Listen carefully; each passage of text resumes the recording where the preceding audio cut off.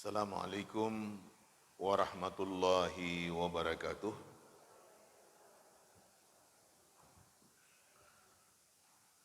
Alhamdulillahilladzi nahmaduhu wa nasta'inuhu wa nastaghfiruh wa na'udzu billahi min syururi anfusina wa min sayyiati a'malina. May yahdihillahu fala mudhillalah wa may yudlil fala hadiyalah. Asyhadu an la ilaha illallah wahdahu la syarika lah wa asyhadu anna Muhammadan abduhu wa rasuluh la nabiyya ba'dah. Ibu-ibu serta bapak yang saya muliakan, syukur alhamdulillah kita panjatkan kepada Allah Subhanahu wa taala. Kembali kita di dalam majelis ini kita kaji agama. Pagi hari ini kita akan membicarakan masalah taubat. Bagaimana hakikat taubat itu sebenarnya dalam kehidupan kita sebagai seorang yang beriman kepada Allah Subhanahu wa taala. Ibu bapak para jamaah yang saya muliakan. Pertama sekali terkait dengan kata-kata taubat. Kata-kata taubat itu berasal dari kata-kata taba yatubu taubah. Secara arti harfiah artinya adalah kembali. Karena orang yang bertaubat itu kembali kepada kebenaran. Karena orang yang bertaubat itu kembali kepada hidayah Allah Subhanahu wa taala. Yang tadinya sebelumnya dia itu dengan kemaksiatan, dengan dosa, dengan pelanggaran, dia kembali kepada Allah dengan ketaatan. Ini kata-kata taubat itu. Jadi apabila ada orang yang kita katakan dia bertaubat kepada Allah, artinya dia kembali kepada Allah Subhanahu wa taala. Dari apa yang selama ini dilakukannya itu adalah suatu yang dilarang ataupun dosa, dia kembali kepada Allah dengan ketaatan. Allah Subhanahu wa taala memerintahkan kita untuk bertaubat. Potongan ayat Allah Subhanahu wa taala yang tercantum di dalam surat An-Nur pada ayat ke-31. Allah katakan, a'udzubillahi minasyaitonir rajim. Wa tubu ilallahi jami'an ayyuhal mu'minun la'allakum tuflihun. Bertaubatlah kalian kepada Allah semuanya, wahai orang-orang yang beriman, mudah-mudahan kalian mendapatkan kemenangan. Kemudian potongan ayat Allah Subhanahu wa taala yang tercantum di dalam surat Hud pada ayat yang ketiga, kata Allah, wa anistaghfiru rabbakum thumma tubu ilaih. Beristighfarlah kalian kepada Tuhan, minta ampunlah kalian kepada Tuhan, kemudian bertaubatlah kalian kepadanya. Kemudian potongan ayat Allah Subhanahu wa taala yang tercantum di dalam surat At-Tahrim pada ayat yang ke-8, Allah katakan, ya ayyuhalladzina amanu tubu ilallahi taubatan nasuha. Wahai orang-orang yang beriman, bertaubatlah kalian kepada Allah dengan taubatan nasuha. Artinya dengan taubat yang sebenarnya. Ini ayat-ayat Allah Subhanahu wa taala yang memerintahkan kita untuk bertaubat. Kendati pun kita sebagai seorang yang mengaku beriman kepada Allah Subhanahu wa taala, kita tetap diperintahkan untuk beristighfar, minta ampun, menyatakan taubat kepada Allah. Karena kita sebagai manusia tidak pernah lepas dari yang namanya kesalahan. Tidak pernah lepas dari yang namanya kekhilafan. Makanya kendati pun dia orang beriman yang baik dengan ibadahnya, dengan amalnya, tetap diperintahkan untuk beristighfar, minta ampun kepada Allah dan bertaubat kepadanya. Seperti itu. Ibu bapak yang saya muliakan, gambaran taubat itu ada taubat dari kekafiran. Seseorang yang tadinya kafir, dia bertaubat, dalam kurung beriman. Ini tentu saja perintah Allah Subhanahu wa taala kepada orang-orang yang dikatakan dia kafir. Dalam kehidupan kita katakan dia non-muslim. Dituntut oleh Allah Subhanahu wa taala untuk bertaubat. Dan kalau ada seseorang yang kita katakan dia non-muslim, beriman, mendapatkan hidayah dari Allah Subhanahu wa taala, bertaubat dari kekafirannya terdahulu, dosa-dosanya yang sebelum itu diampuni oleh Allah, dihapus oleh Allah, diputihkan oleh Allah Subhanahu wa taala. Berdasarkan ayat yang tercantum di dalam surat Al-Anfal ayat ke-38. Dalam potongan ayat pada surat Al-Anfal ayat ke-38 Allah katakan, "Qul lil ladzina kafaru iyantahu yughfar lahum ma qad salaf." Katakanlah kepada orang-orang kafir itu, jika mereka berhenti dari kekafirannya, pasti diberi ampunan untuk mereka terhadap apa yang sudah berlalu dari salah dan dosanya. Ini ibu-ibu gambaran taubat dari kekafiran. Dari kafir menjadi beriman. Mendapatkan hidayah Allah Subhanahu wa taala. Ketika seseorang itu ia bertaubat dari kekafiran, beriman, yang lalu-lalu, yang berlalu dari salah dan dosanya diampuni oleh Allah Subhanahu wa taala, diputihkan oleh Allah, dalam kurung tidak dianggap oleh Allah. Itu ayat yang ada di dalam surat Al-Anfal pada ayat 38 yang mengatakan, katakan kepada orang-orang kafir itu, jika mereka berhenti dari kekafirannya, Allah pasti memberikan ampunan kepada mereka terhadap apa yang sudah berlalu dari salah dan dosa yang dilakukan. Ini yang pertama. Kemudian bertaubat dari dosa-dosa besar yang barangkali seseorang itu di dalam kehidupannya dengan dosa-dosa besar. Para jamaah yang saya muliakan, perbuatan-perbuatan syirik itu dosa besar. Perbuatan sihir itu dosa besar. Durhaka kepada kedua orang tua itu dosa besar. Nuduh wanita baik-baik berzina itu dosa besar. Banyak dosa besar.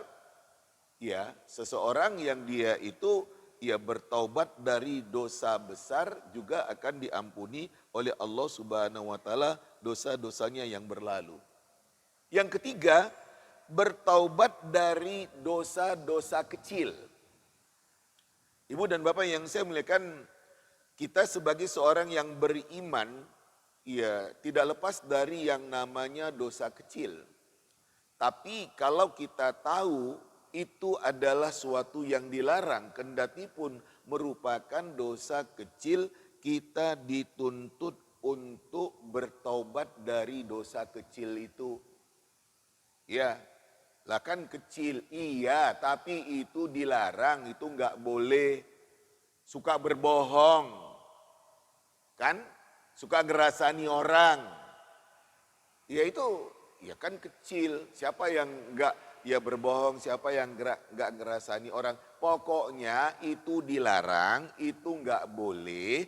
Jangan, kembalilah kepada Allah Subhanahu wa taala, tinggalkan hal-hal yang dilarang itu. Ini, kalau kita memperhatikan gambaran taubatnya seseorang di dalam kehidupan. Jadi kita sebagai seorang yang beriman kepada Allah Subhanahu wa taala, mungkin pada hari-hari yang berlalu pernah dengan dosa-dosa besar, ya bertobat kepada Allah Subhanahu wa taala. Atau kita di dalam kehidupan harian, masih dengan dosa-dosa kecil dan kita tahu itu adalah dosa dalam kurung melanggar ketentuan agama, tinggalkanlah untuk kita lebih baik sebagai seorang yang beriman kepada Allah Subhanahu wa taala. Ibu dan Bapak yang saya muliakan, terkait dengan pelanggaran-pelanggaran yang kita lakukan, ada pelanggaran yang terkait dengan Allah Subhanahu wa taala secara langsung. Pelanggaran terkait dengan Allah secara langsung, gak ada hubungannya dengan manusia. Mudah taubat. Iya. Dari pelanggaran yang terkait dengan Allah Subhanahu wa taala. Beristighfar, minta ampun, nyatakan taubat kepada Allah Subhanahu wa taala, ia akan diampuni oleh Allah Subhanahu wa taala. Contoh pelanggaran langsung terhadap ketentuan Allah Subhanahu wa taala, dia dulu waktu masa mudanya gak sholat. Dia dulu dengan judi, dia dulu dengan minuman keras, dia dahulu dengan zina. Itu pelanggaran yang terkait langsung dengan Allah Subhanahu wa taala. Mudah. Taubat kalau kita melanggar ketentuan Allah Subhanahu wa taala yang ada. Beristighfar, menyatakan taubat kepada Allah, ya selesai insyaallah. Ibu-ibu, bapak-bapak yang saya muliakan seperti itu. Nah, ada yang kita katakan pelanggaran itu terkait dengan manusia. Gak bisa selesai kalau tidak diselesaikan. Apakah keterkaitan itu dengan manusia dalam bentuk materi, harta, umpamanya, gak bisa selesai, gak bisa tuntas taubat itu kalau kamu tidak selesaikan dengan manusia yang kamu punya keterkaitan dengan dia. Atau berhubungan dengan harga diri.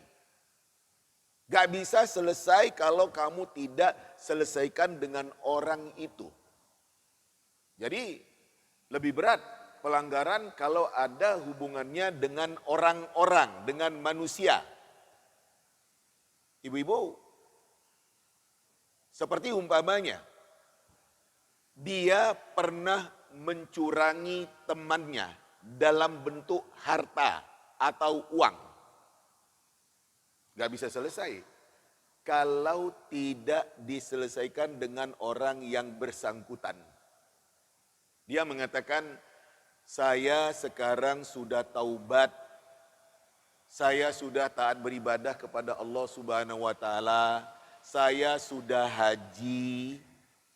Tapi dia belum menyelesaikan permasalahannya dengan seseorang.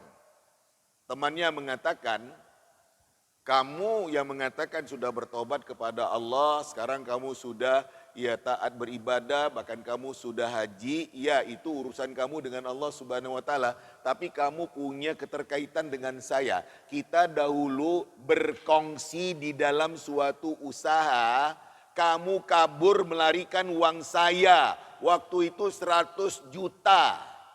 Gak bisa selesai kalau tidak diselesaikan. Kamu dulu pernah pinjam uang kepada saya minta berkali-kali, kamu beralasan macam-macam, selalu menghindar, akhirnya saya bosan, tidak bisa selesai kalau tidak dibayar. Jadi seperti itu. Ada keterkaitan dengan orang-orang, maka harus diselesaikan. Itu tadi terkait dengan masalah materi, harta. Gak bisa selesai taubat, gak bisa tuntas taubat kalau tidak diselesaikan dengan orang yang terkait dalam masalah harta ataupun uang. Atau terkait dengan masalah non materi seperti umpamanya harga diri. Dia pernah mencaci maki orang, dia pernah mengata-ngatai orang, dia pernah menghinakan orang, mentang-mentang dia orang hebat, orang berpangkat, gak bisa selesai kalau tidak diselesaikan dengan minta maaf. Kalau kamu dulu menghina dia, seenaknya kamu menghina dia, sekarang kamu harus berani minta maaf kepada dia. Gengsi, nggak ada gengsi. Kalau ya gengsi nggak selesai nanti di hadapan Allah Subhanahu wa Ta'ala. Jadi ini gambaran pelanggaran itu. Itu yang saya katakan tadi, terkait dengan ya Allah mudah. Terkait dengan manusia, kalau nggak diselesaikan, nggak selesai nanti di hadapan Allah Subhanahu wa Ta'ala. Makanya apa saja yang kita katakan ada kaitannya, keterkaitannya dengan manusia, apakah yang berwujud materi, uang, harta, benda, atau terkait dengan harga diri, selesaikan di dunia sekarang ini. Kalau enggak nanti akan ada tuntutan di hadapan Allah Subhanahu wa Ta'ala. Ibu, bapak, para jamaah yang saya muliakan, para ulama memberikan syarat untuk benar-benar bertaubat itu. Ya, di dalam berbagai ya gambaran yang dikemukakan oleh para ulama terkait dengan taubat yang sebenarnya. Yang pertama, syarat taubat betul-betul ikhlas karena Allah Subhanahu wa Ta'ala, dalam rangka untuk mencari ridha Allah Subhanahu wa Ta'ala. Bukan karena orang. Karena apabila ada seseorang yang bertaubat karena Allah, karena mencari ridha Allah Subhanahu wa Ta'ala, maka rasa ketaubatan itu akan ada dimanapun dia berada. Tapi kalau karena orang dia bertaubat, ketika dia tidak ada di hadapan orang itu, maka dia masih belum akan bertaubat. Makanya untuk taubat itu betul-betul ya karena Allah, ikhlas karena Allah dan mencari ridha Allah, bukan karena orang. Bertaubat murni karena Allah Subhanahu wa Ta'ala akan jadi orang baik dimanapun dia berada. Karena memang karena Allah Subhanahu wa Ta'ala. Tapi kalau karena orang, ya kalau nggak ada orang itu, ya dia masih akan kembali dengan pelanggaran-pelanggaran ataupun dosa-dosa. Ini yang pertama. Syarat yang kedua, menyesali apa yang telah dilakukan dari perbuatan-perbuatan maksiat atau melanggar. Nyesal. Menyesali apa yang telah dilakukan dari perbuatan-perbuatan yang sifatnya maksiat kepada Allah Subhanahu wa Ta'ala. Betul-betul menyesal. Kalau dia teringat dengan salah dan dosanya yang berlalu itu, dia nangis minta ampun kepada Allah Subhanahu wa Ta'ala karena rasa takutnya kepada Allah. Jadi betul-betul menyesal.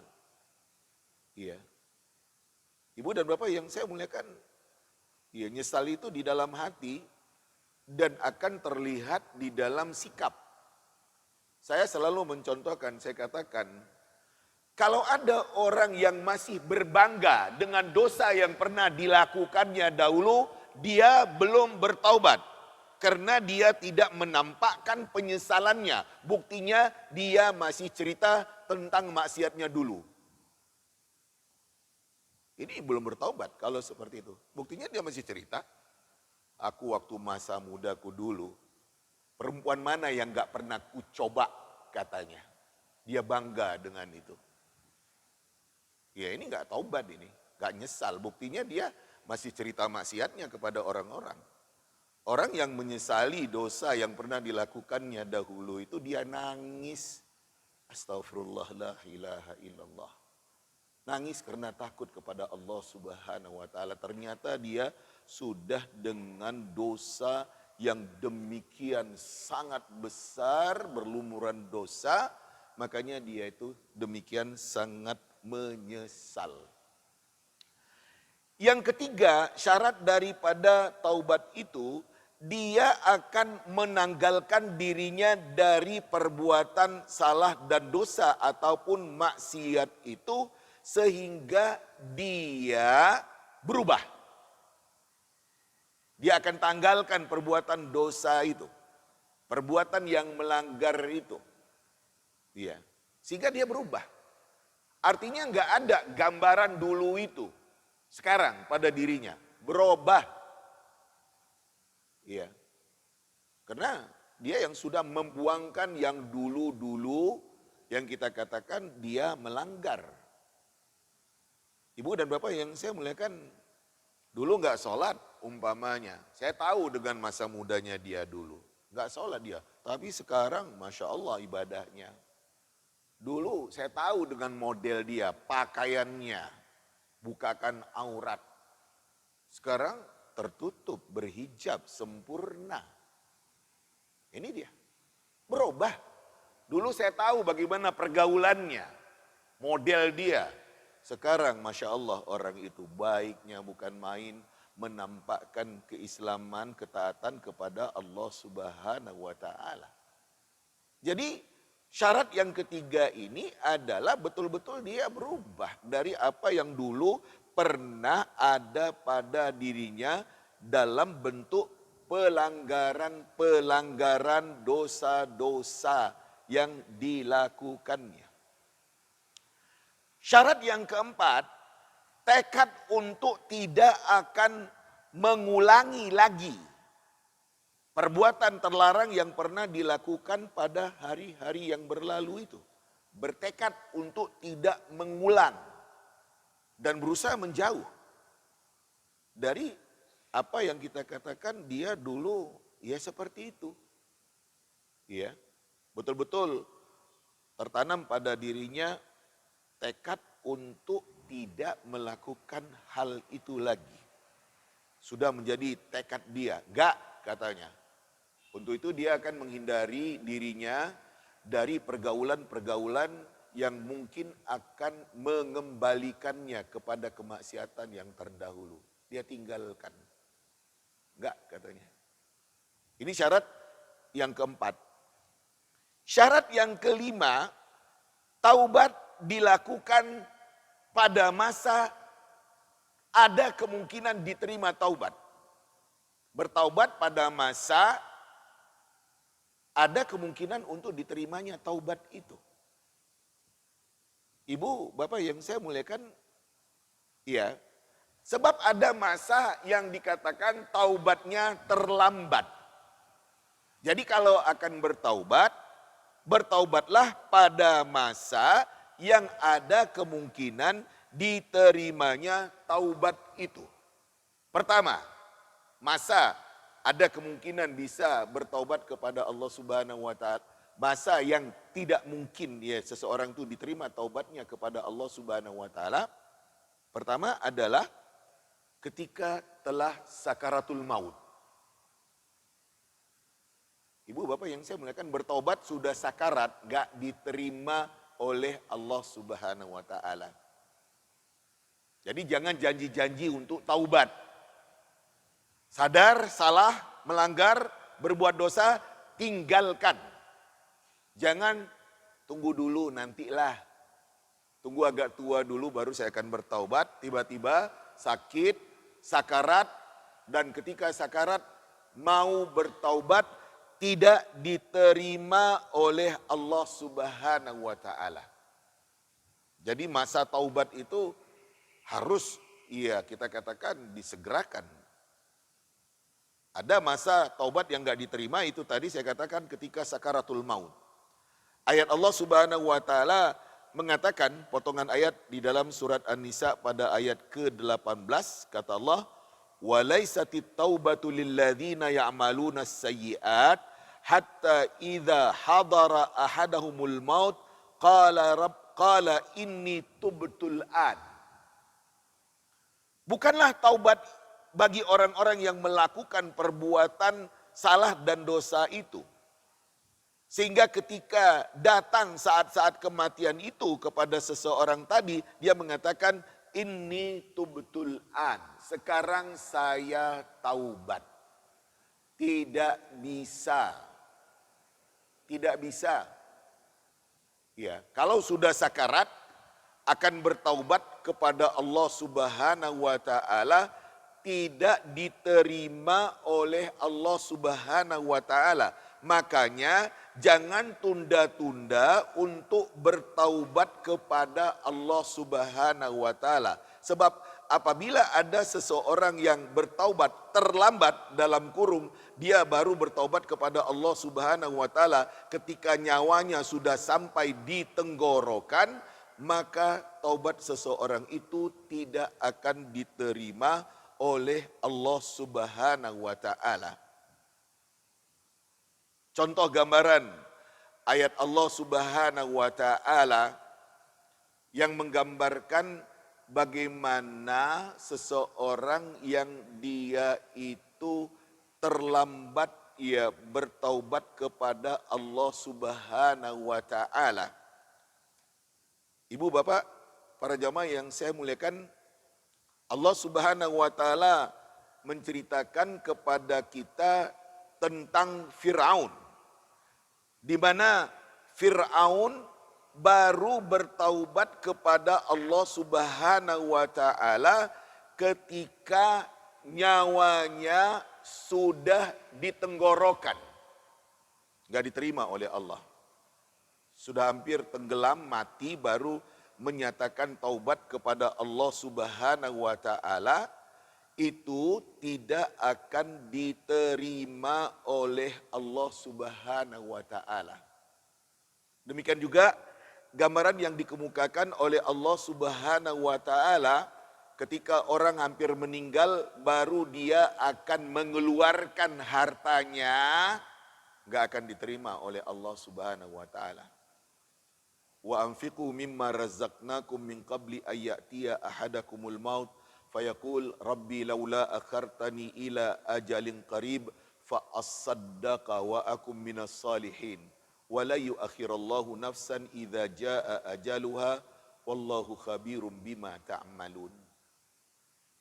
Kata Allah, hei, infakkan, keluarkan sebagian dari apa yang sudah kami berikan kepada kalian dari harta yang ada sebelum datang saat-saat kematian itu.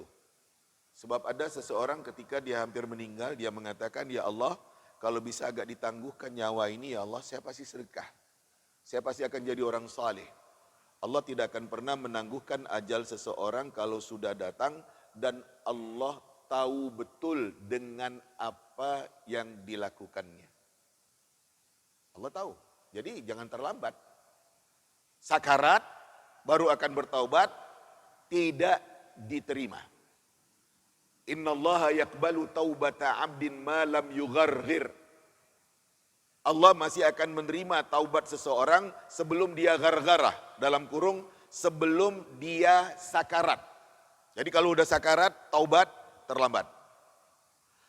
Gambaran terlambat yang mana taubat seseorang tidak diterima oleh Allah Subhanahu wa taala adalah yang kedua, adalah ketika telah turun siksaan Allah Subhanahu wa taala.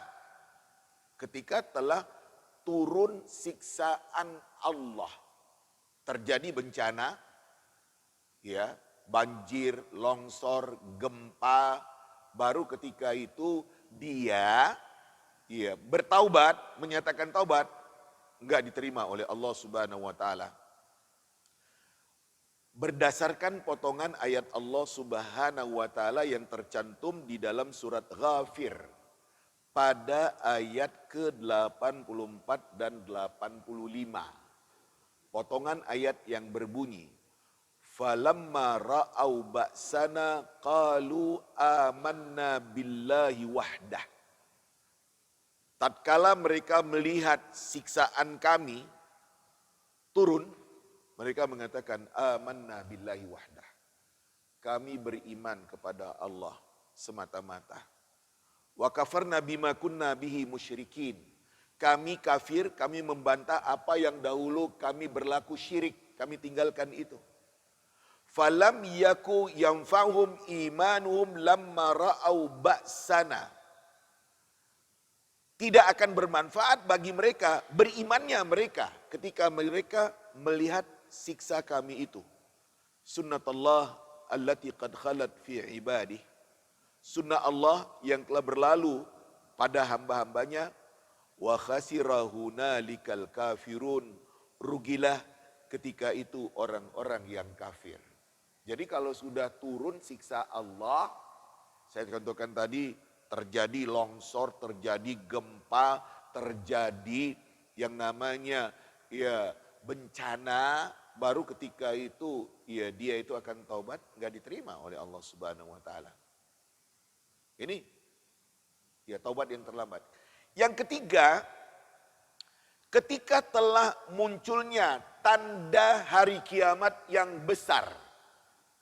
Dalam kurung yang dijelaskan di dalam hadis Nabi sallallahu alaihi wasallam, seperti terbitnya matahari dari barat. Ketika matahari sudah terbit dari barat, baru akan bertaubat, terlambat. Terlambat, nggak diterima. Ya, berdasarkan ayat Allah Subhanahu wa taala yang tercantum di dalam surat Al-An'am 158, kata Allah, Yauma ya'ti ba'du ayati rabbika la yanfa'u nafsan imanuha lam takun amanat min qabl au kasabat fi imaniha khaira. Di hari datangnya sebagian dari tanda-tanda Tuhanmu, dalam kurung tanda hari kiamat, tidak akan bermanfaat bagi seorang diri berimannya dia ketika itu. Ya, kalau dia tidak beriman sebelumnya. Atau sama sekali tidak ada kebaikan yang didapatkannya dari imannya itu.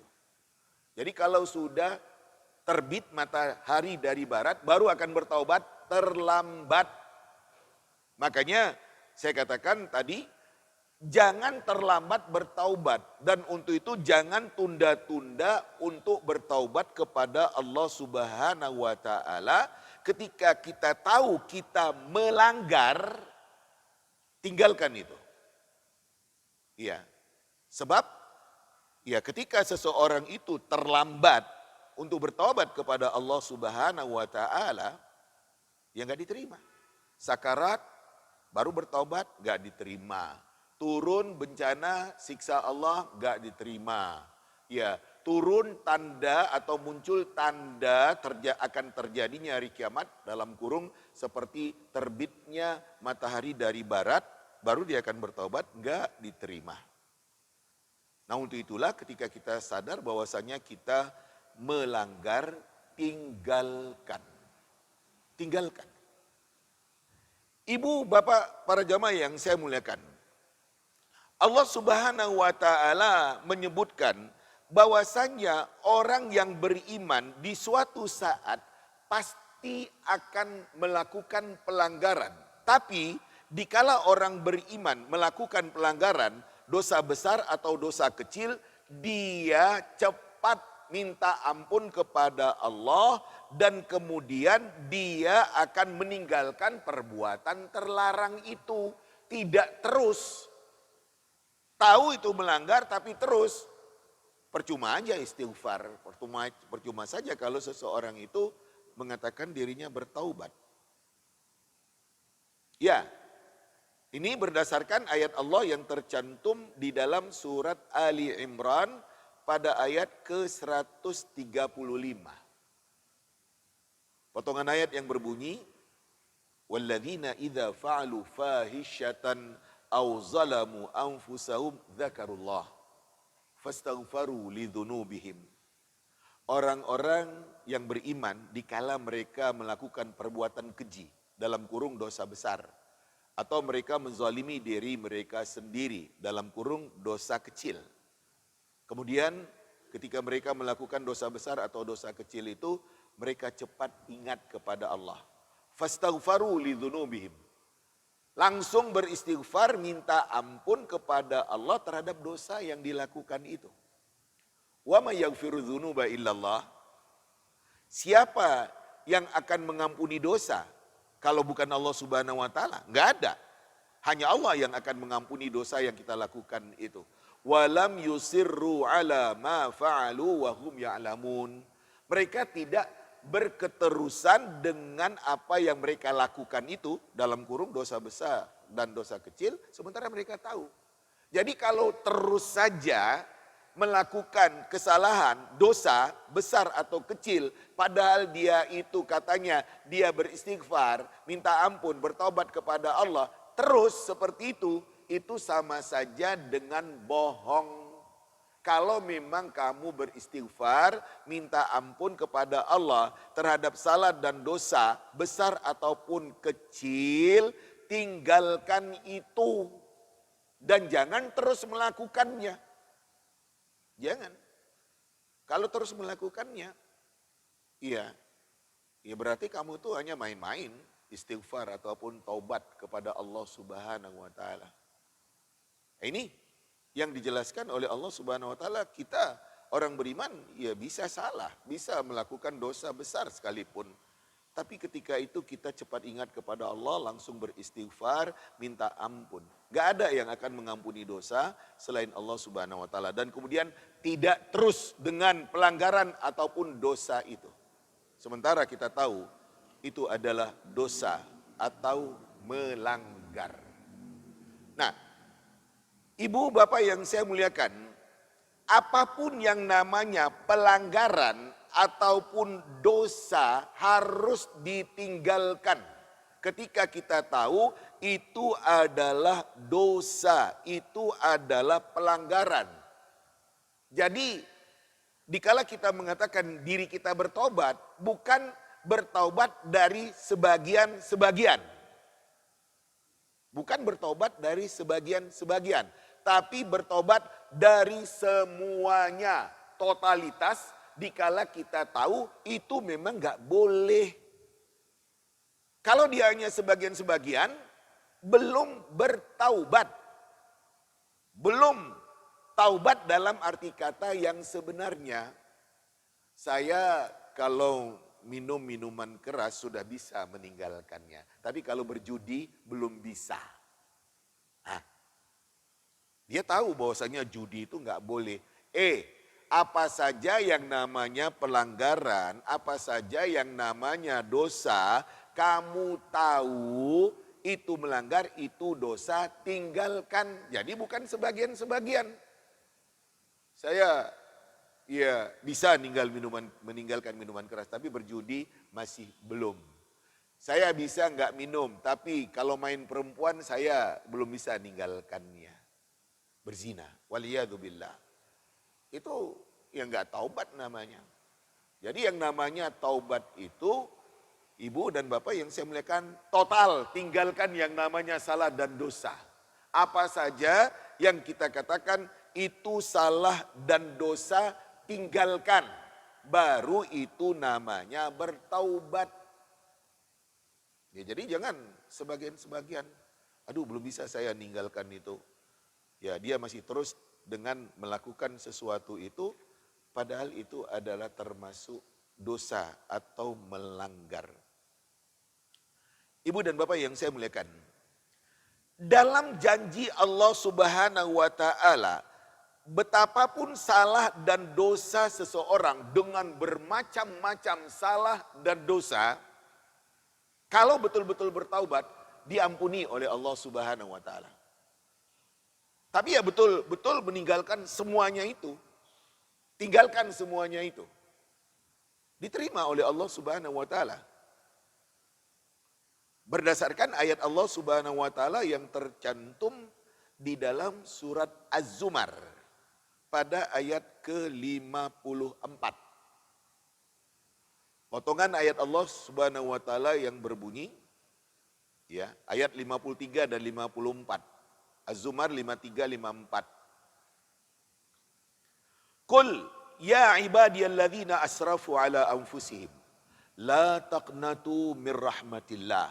Katakan hai Muhammad, hei hamba-hambaku yang sudah demikian keterlaluan terhadap diri mereka, dalam kurung berlumuran dosa dengan bermacam-macam kemaksiatan. La taqnatu mir rahmatillah. Kalian jangan berputus asa dari rahmat Allah dari kasih sayang Allah. Innallaha yaghfirudz dzunuba jami'an. Sesungguhnya Allah mengampuni dosa semuanya.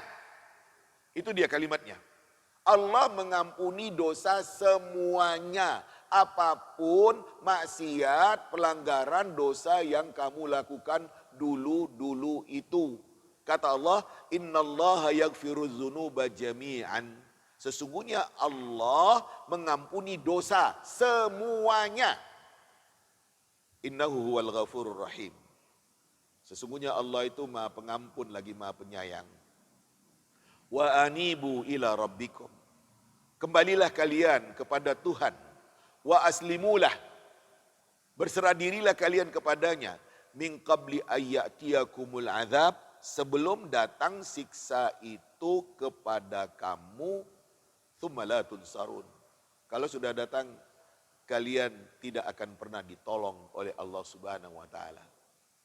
Jadi Allah akan mengampuni dosa, apapun dosa yang dilakukan oleh seseorang itu. Apapun.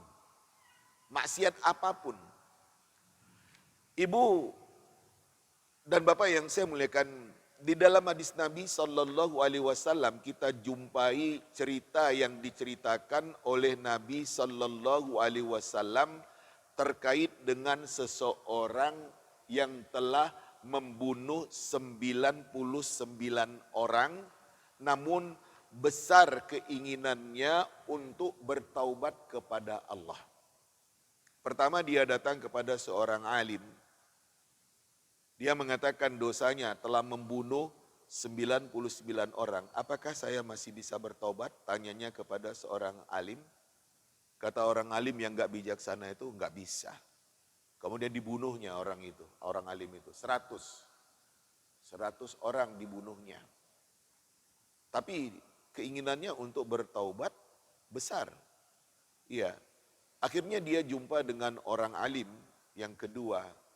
Bertanya, masih adakah kesempatan saya untuk bertobat? Saya sudah bunuh 100 orang. Kata orang alim itu, bisa. Tapi kamu harus tinggalkan negeri ini. Pindah kamu ke sana. Di sana ada orang-orang saleh. Negeri ini sudah tidak baik bagi kamu. Karena keinginannya untuk taubat itu demikian sangat besar, maka dia pindah ke negeri sana, yang di situ ada orang saleh. Tapi sebelum dia sampai ke negeri itu, ternyata dia mati, meninggal dunia. Dua malaikat berbeda pendapat. Yang satu mengatakan ini orang neraka, karena dia sudah membunuh 100 orang dan dia sudah dengan maksiat-maksiat yang lain. Malaikat yang kedua mengatakan enggak, dia orang surga karena dia sudah bertaubat kepada Allah dan dia demikian ingin untuk bertaubat. Akhirnya Allah Subhanahu wa taala menurunkan malaikat yang ketiga untuk menengahi dua malaikat yang berbeda tentang orang ini. Kata malaikat yang ketiga, ukur kemana dia lebih dekat. Ternyata dia sudah lebih dekat ke negeri tempat dia akan bertaubat. Beberapa langkah lagi dia akan sampai ke negeri tempat yang dia ingin bertaubat di sana. Akhirnya dia menjadi orang surga. Padahal dia belum berbuat baik sama sekali. Tapi keinginannya yang demikian sangat besar. Dari gambaran cerita hadis Nabi SAW ini, sebagian ulama mengatakan, kalau kamu ingin bertaubat, pindah negeri, pindah kampung, pindah kota. Sebab kampung itu sudah enggak kondusif bagi kamu. Bisa-bisa kamu nanti akan balik lagi. Banyak orang yang akan mempengaruhi kamu di sana. Pindahlah. Jadi, kalau memang ingin benar-benar taubat, kata sebagian ulama, pindah kampung, pindah negeri, pindah kota, jangan di situ lagi. Sebab kalau kamu di situ, berat untuk benar-benar bertaubat. Jangan-jangan kamu nanti masih akan kembali lagi melakukan ya perbuatan-perbuatan yang sifatnya salah dan dosa. Jadi ibu-ibu, bapak-bapak yang saya muliakan, sebagian ulama mengatakan, ya sebaiknya pindah. Ya, jangan ya di situ lagi. Termasuk kalau kita di dalam kehidupan, kalau ada pergaulan yang rasanya itu pergaulan akan bisa menggelincirkan saya, tinggalkan pergaulan itu. Tinggalkan majelis itu. Jangan lagi berkawan dengan orang yang seperti itu. Sebab bisa-bisa kamu nanti akan kembali seperti semula. Percuma. Ini gambaran taubat yang dijelaskan kepada kita. Ibu dan bapak yang saya muliakan, kita ketahui Rasulullah Sallallahu Alaihi Wasallam adalah orang yang maksum, terpelihara, terjaga dari dosa. Tapi sebagai manusia, Nabi tidak lepas dari yang namanya khilaf. Kekhilafan Nabi Sallallahu Alaihi Wasallam itu adalah pelajaran bagi kita dan sebagai menentukan hukum. Nah, Nabi yang maksum mengatakan, wallahi inni la astaghfirullah wa atubu ilaih fil yaum akthar min 70 marrah.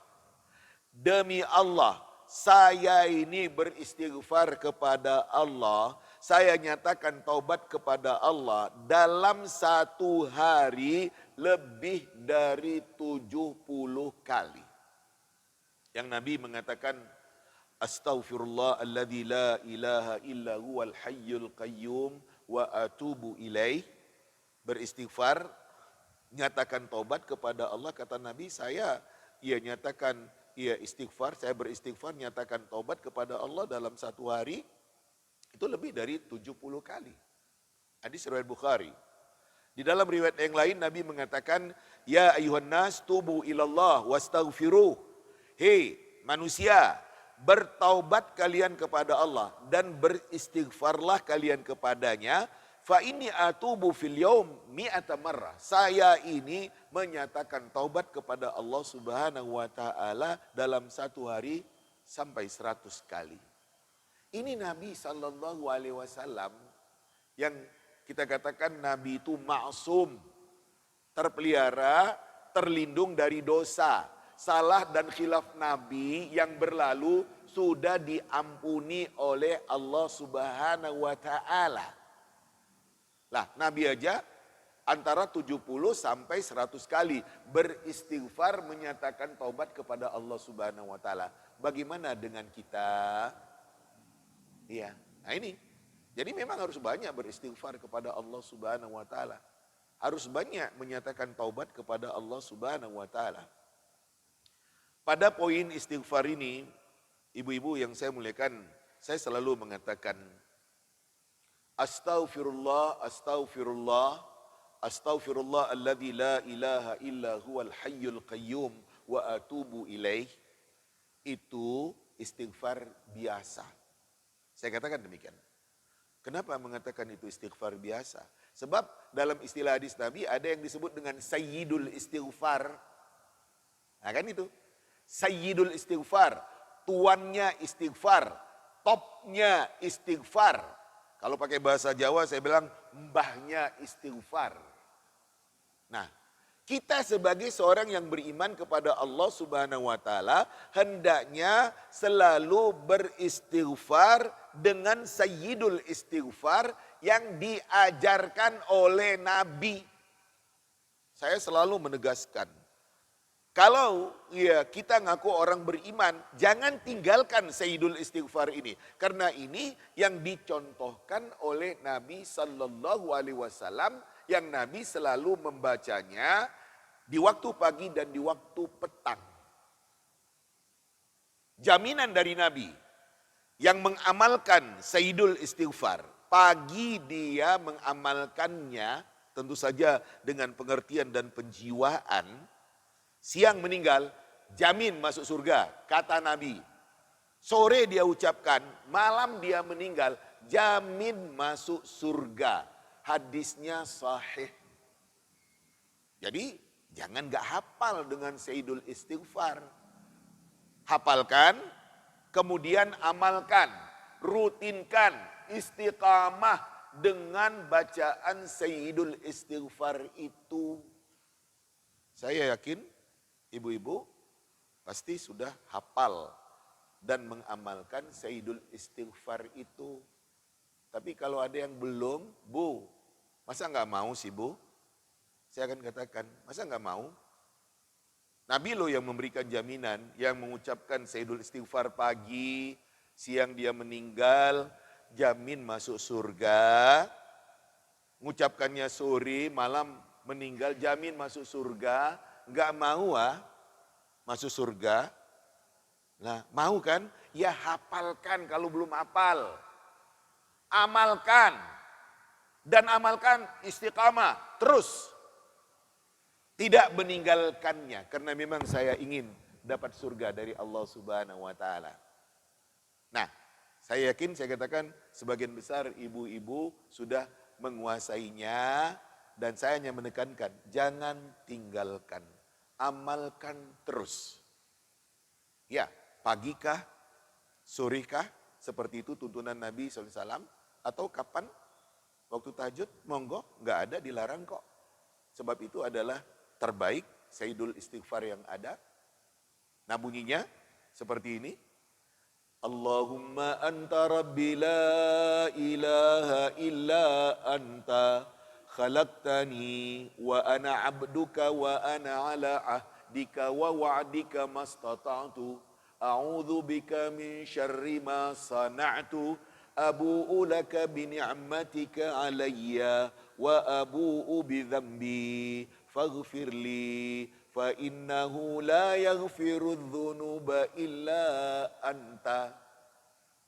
Yang belum nyambung harus nyambung. Untuk itu hafalkan nanti. Banyak ini, bukan enggak banyak. Ya, bacaan istighfar ini bisa mudah didapatkan. Indah sekali saya katakan tentang Sayyidul Istighfar ini. Mari perhatikan kembali. Allahumma anta rabbi la ilaha illa anta. Ya Allah, kau adalah Tuhanku. Tidak ada Tuhan yang berhak disembah kecuali engkau. Khalaqtani. Kau yang telah menciptakan aku. Wa ana abduka. Aku hambamu ya Allah. Wa ana ala ahdika wa wa'dika mastata'tu.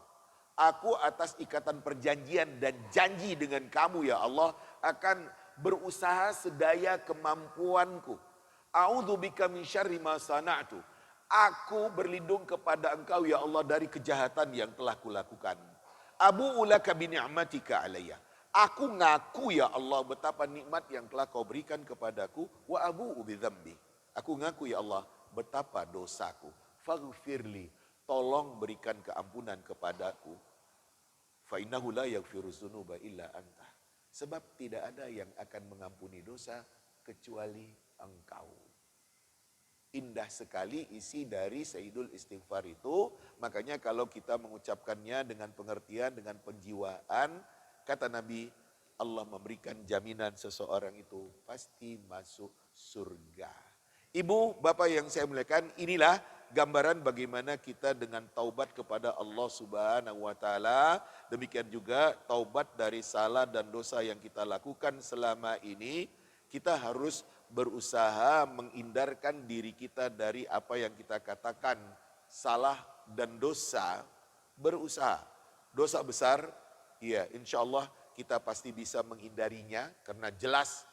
Sementara dosa kecil, kalau suatu saat kita khilaf melakukan dosa-dosa kecil itu, cepatlah beristighfar, minta ampun kepada Allah dan nyatakan taubat kepadanya. Ibu, bapak yang saya muliakan, ini beberapa gambaran taubat yang bisa saya sampaikan dalam kesempatan kita mengkaji masalah taubat di pagi hari ini. Demikian penjelasannya. Berikut, kalau ada yang menjadi pertanyaan seputar taubat. Monggo ibu, ya panitia pengurus, ada ibu-ibu yang mau bertanya itu mic-nya tolong disampaikan. Di depan ada, di belakang ada. Kita dengarkan. Satu-satu saya tangkap pertanyaannya. Waalaikumsalam warahmatullahi wabarakatuh.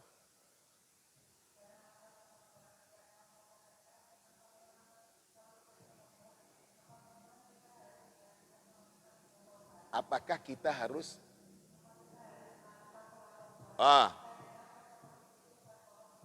oke, salat taubat. Yang kedua di samping sana, ya biar sekalian saya tangkap dulu 3 pertanyaan.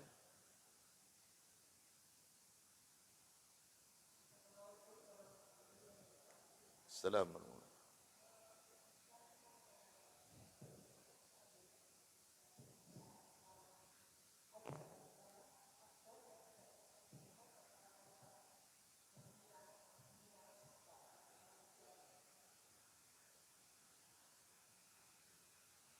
Kok masih kurang jelas kalimatnya? Saya berusaha untuk nangkap kalimat. Belum.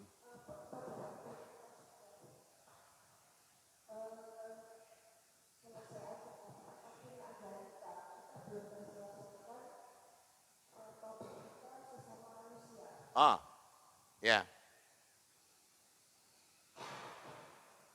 Ya. Ya, baik. Yang ketiga, di depan ini ada pertanyaan, saya dengarkan dulu. Monggo, Bu.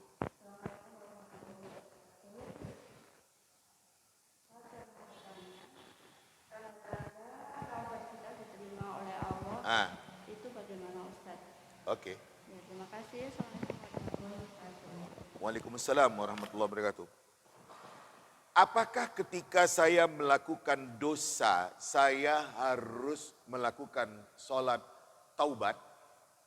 Berdasarkan hadis Nabi Sallallahu Alaihi Wasallam, ya, adalah Ali bin Abi Thalib mengatakan, saya kalau ada orang yang menyampaikan hadis kepada saya minta dia bersumpah bahwasanya dia memang mendengar hadis itu dari Nabi Sallallahu Alaihi Wasallam. Ternyata yang menyampaikan itu adalah Abu Bakar Siddiq radhiyallahu anhu, orang yang benar.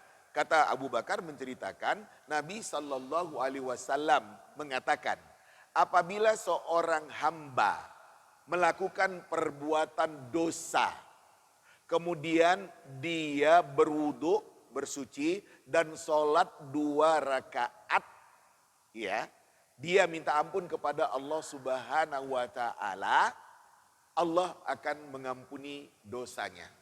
Benar hadis ini. Jadi kalau memang ya kita telah melakukan dosa besar, sebaiknya lah kita melakukan sholat sunat taubat.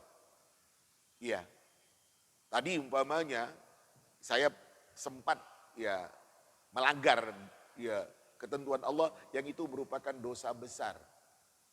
Iya. Setelah kita tahu astagfirullah la ilaha illallah, itu dosa besar ya. Ya. Makanya ya lakukan sholat sunat taubat. Saya selalu contohkan, dia seorang laki-laki ke luar negeri seorang diri. Di luar negeri dia dijebak oleh temannya. Dia berzina. Dikasih minuman keras, antara sadar dengan gak sadar, akhirnya dia itu berzina.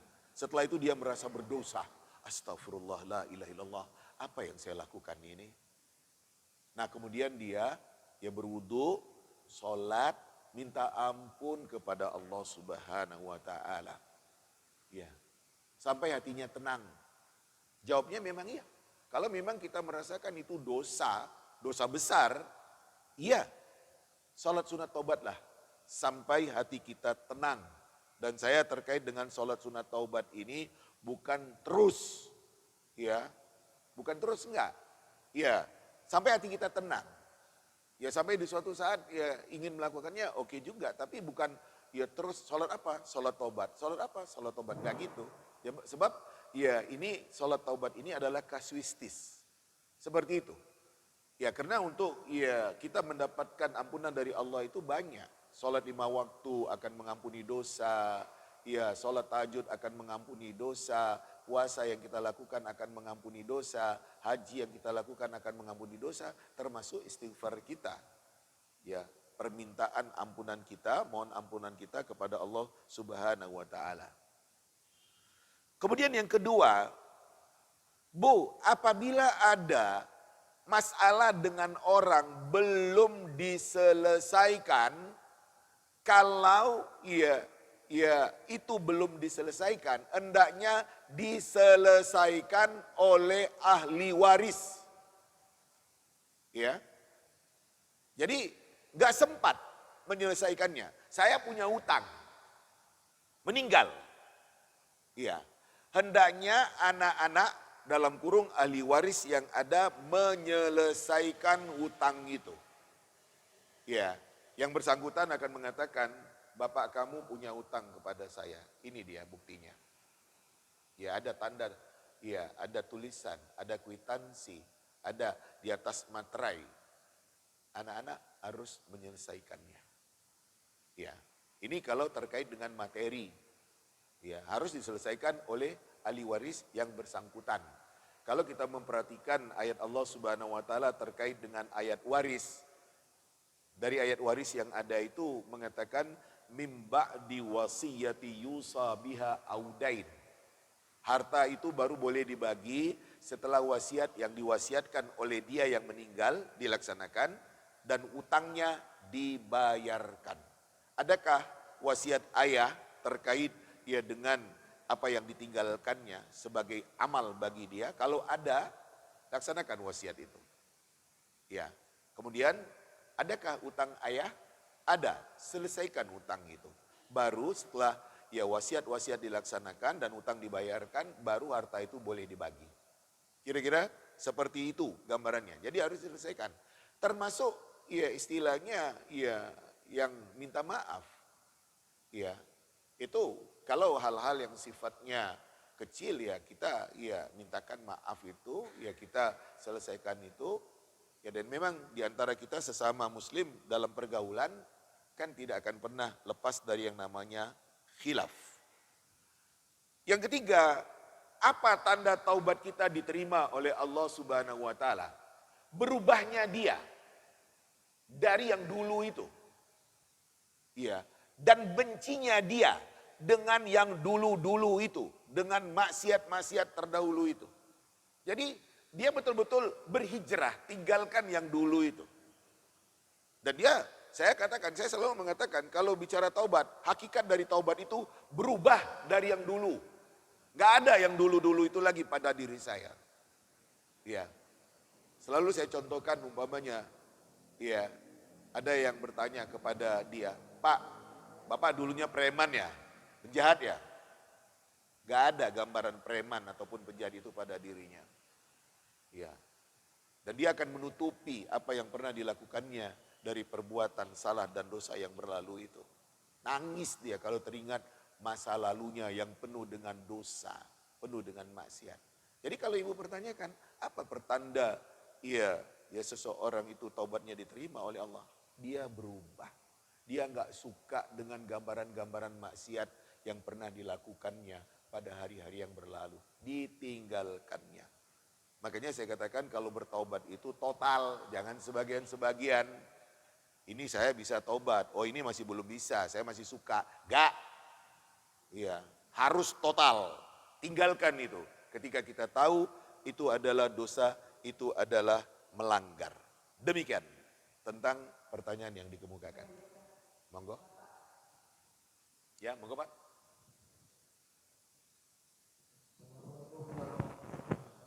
Waalaikumsalam warahmatullahi wabarakatuh.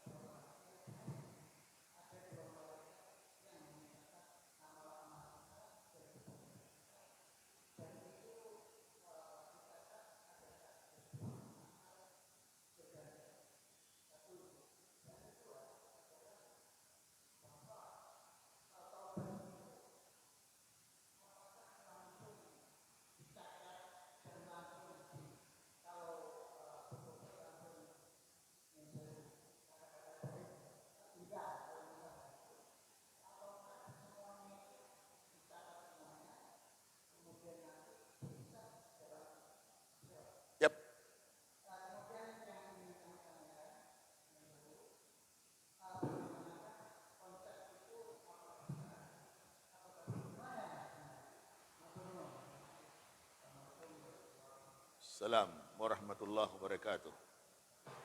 Ibu bapak yang saya muliakan, kita manusia pasti melakukan pelanggaran, dosa. Bisa besar, bisa kecil. Malaikat mencatatkan. Malaikat itu mencatatkan apa adanya. Berbuat salah, berbuat dosa ya dicatat. Ya. Wa inna alaikum lahafizin kiraman katibin ya'lamuna ma taf'alun. Sesungguhnya pada kalian ada malaikat yang jaga, malaikat yang mulia, yang mencatatkan. Mereka tahu apa yang kalian lakukan. Ya, pokoknya keluar, dicatat. Baikkah atau tidak baik. Contoh, ma yalfizu min qaulin illa ladaihi raqibun atid. Tidak ada yang diucapkan oleh seseorang, manusia, dari kata-kata, di situ ada malaikat, raqib dan atid. Baik, tercatat sebagai pahala, ya, tidak baik, dosa, dicatat. Nah, ibu bapak yang saya muliakan, terkait dengan hisab.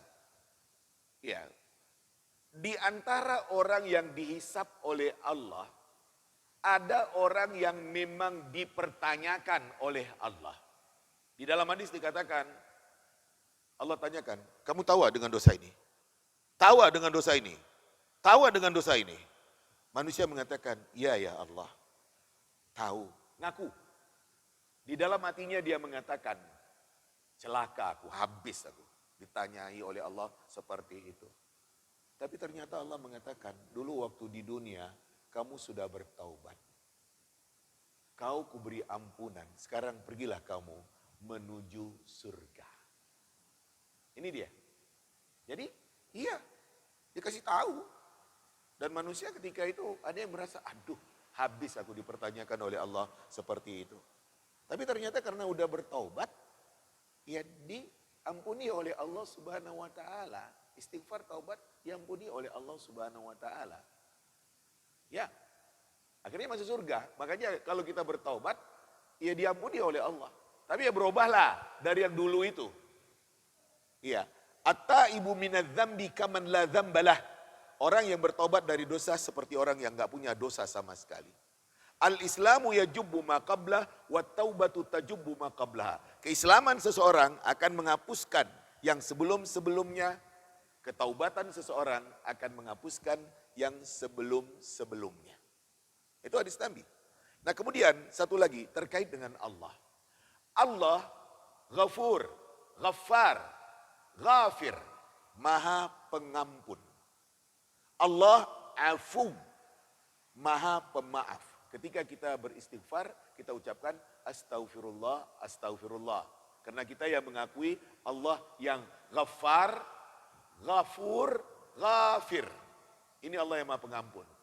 Kita juga mengatakan, Allahumma innaka afuun tuhibbul afwa fa'fu anni. Ya Allah, kau adalah Maha Pemaaf. Kau suka kemaafan. Ya. Maafkan aku ya Allah.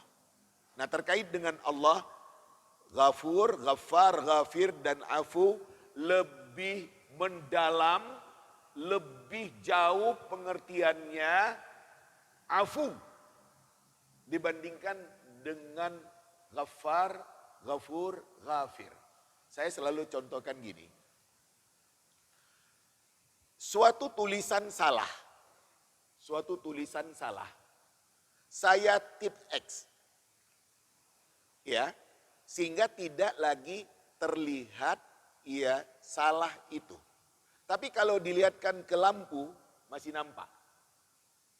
Nampak. Itulah Allah yang Maha Pengampun. Sudah ditutup. Ya, sudah ditutup oleh Allah Subhanahu wa taala. Tapi masih ada dia.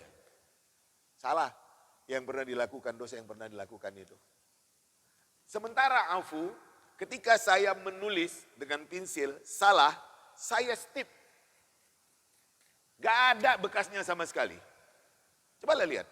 Dilihatkan ke arah lampu, gak ada. Itulah Allah yang Afu. Jadi Afu lebih mendalam bila dibandingkan dengan Ghaffar, Ghafur, dan Ghafir. dua-duanya harus tetap menjadi doa kita. Astaghfirullah, astaghfirullah, iya. Astaghfirullah, alladzi la ilaha illa huwal hayyul qayyum wa atubu ilaih, iya. Demikian juga, Allahumma innaka afuun tuhibbul afwa fa'fu anni. Demikian dari pertanyaan yang disampaikan. Masih ada, monggo.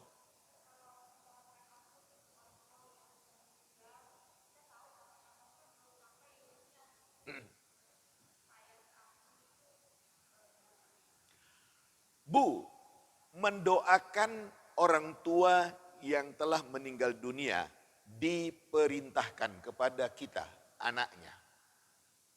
Ya, diperintahkan. Jadi, semua kita sebagai anak harus tetap mendoakan orang tua kita dengan doa yang masyhur, Allahumma ufirli wali walidayya warhamhuma kama rabbayani shaghira. Seperti itu. Nah, terkait dengan dosa orang tua yang ada, orang tua kalau dia itu dosanya besar, ya pasti bermasalah nanti di hadapan Allah Subhanahu wa taala. Pasti bermasalah. Ya. Tapi anak harus tetap mendoakan. Mudah-mudahan dengan doa anak yang soleh akan mengurangi bebannya. Kalau umpamanya contoh kasus, seorang anak mengatakan, saya tahu bapak saya dulu gak sholat. Bapak saya kalau pulang malam-malam mabuk mukul ibu saya. Kalau sholat ya kapan teringat, atau paling Idul Adha, Idul Fitri. Bapak kamu Islam? Islam. Tetap mohonkan ampun kepada Allah untuk dia. Mudah-mudahan Allah meringankan bebannya. Itu satu contoh kasus. Bapak saya orang taat beribadah, orang saleh, orang dermawan. Anaknya memohonkan ampunan untuk orang tuanya yang taat, yang saleh, akan meningkatkan derajat ya, nikmat dalam ya alam barzakh yang didapatkannya dari nikmat kubur yang ada. Sehingga si ayah yang soleh yang taat, ibu yang soleh yang taat itu bertanya kepada Allah, dari mana saya kok dapat ini? Dijawab oleh malaikat, istighfar anakmu untuk kamu. Jadi bertambah bahagia dia ketika anak selalu memohonkan ampun untuk ayah dan ibu yang sudah meninggal. Apalagi ketika kita tahu memang ayah saya orang taat beribadah. Ayah saya orang dermawan, orang baik. Ibu saya juga gitu. Nah, doa anak akan menambah kebahagiaan beliau. Beliau dengan amal ibadahnya bahagia, tapi anak yang selalu beristighfar, minta ampun kepada Allah untuk ayah ibu yang telah meninggal akan menambah kebahagiaannya. Yang jelas ujungnya masing-masing kita bertanggung jawab di hadapan Allah Subhanahu wa taala. Demikian, mudah-mudahan ada manfaatnya. Wassalamualaikum warahmatullahi wabarakatuh.